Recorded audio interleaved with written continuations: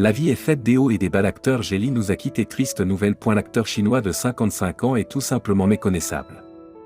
La légende des arts martiaux et la star de cinéma semble affaiblie par la maladie. L'acteur apparaît amaigri et le crâne chauve. Bien loin de l'image qu'il nous avait laissée dans le dernier Expandable. Dès son plus jeune âge, Jet Li s'adonne à la pratique des arts martiaux. Après avoir remporté à plusieurs reprises le titre de champion du monde de Wushu, il s'éloigne des tatamis pour s'imposer au cinéma. C'est en 1979, alors qu'il n'a que 17 ans, qu'il fait ses débuts dans le temple de Shaolin.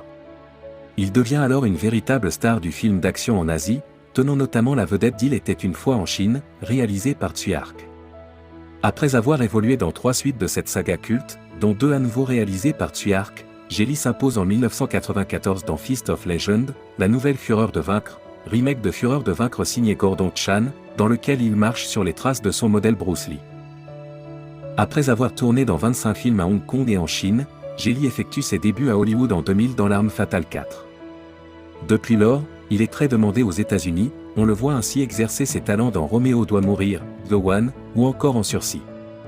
Il effectue cependant en 2003 son retour dans un wuxia pian traditionnel, film de cap et d'épée, sous la direction de Zhang Yimou, avec le rôle principal de héros. Pour l'occasion, une pléiade de stars hongkongaises l'accompagne au générique de cette vaste épopée sur l'unification de la Chine à l'époque médiévale.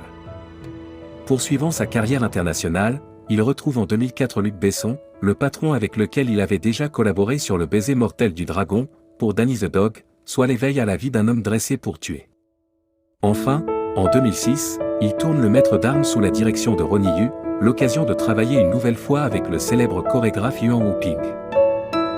6 ans après The One, Jet Li et Jason Statham se retrouvent à nouveau dans Rogue l'ultime affrontement de Philip Atwell. Puis c'est aux côtés de l'acteur phare de la franchise La Momie, Brendan Fraser, que l'acteur enfile le costume d'un empereur dans le 3e volet de la saga.